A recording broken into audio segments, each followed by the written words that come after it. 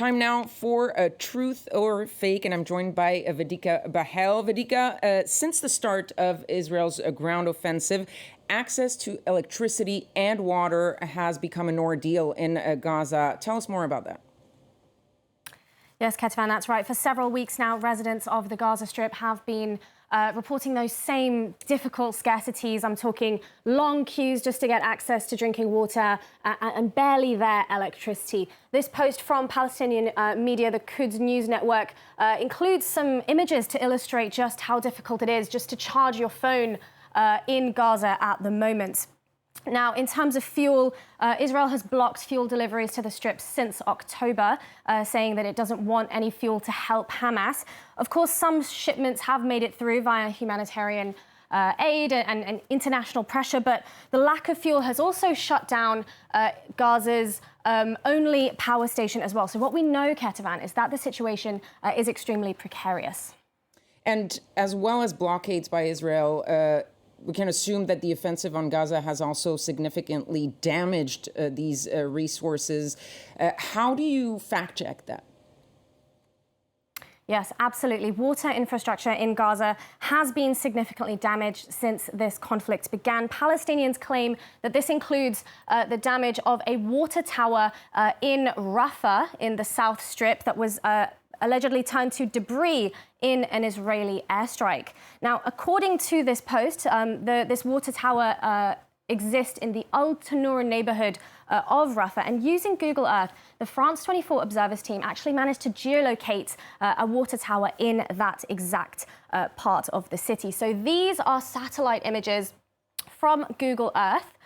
These are pre-conflict. These are from May 2022. But we can very well see a water tower present there in that neighborhood mentioned in the post. Now, that same social media post that we saw and many others reported that this Israeli strike on the water tower took place in early December, around December 4th to December 5th. So let's look at some satellite images around that time. This is from Maxar Technologies, and it's dated from 26th of November. We can still see the presence visible clearly of that water tower at the end of November in that neighborhood. Now, if we compare that to a photo from December 14th, so just a few days after that airstrike by Israel, we can see it is no longer clearly visible there. So it does match that timeline that the Palestinians are saying, although we can't tell exactly what date it might have occurred. It does match that timeline.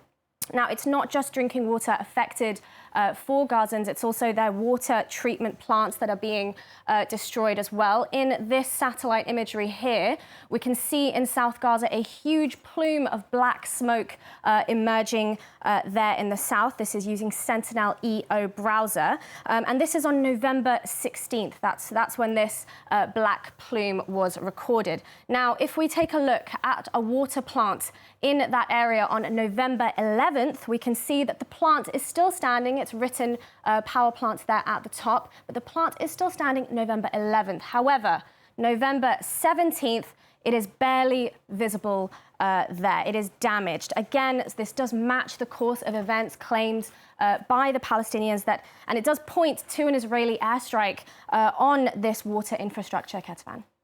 Now, the report by energy experts has an estimate that Gaza produces about 25% of its energy via solar panels. So how have those solar panels, that energy, how has it been affected? Yes, that's right.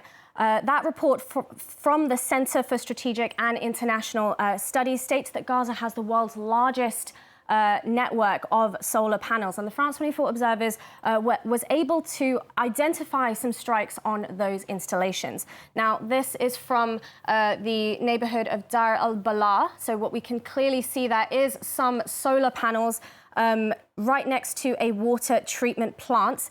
And if we look at these images, these are from just a few days ago on December 14th. Again, those same solar panels there, which are so extensive in this photo, are now barely visible just days ago.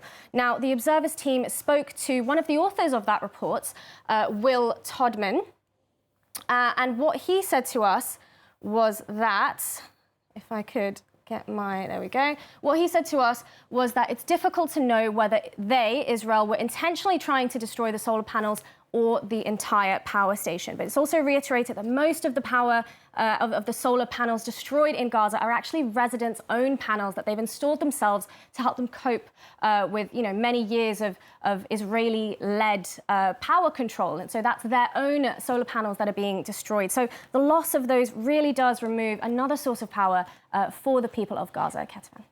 Vedika Bahl, thank you so much for bringing us the truth or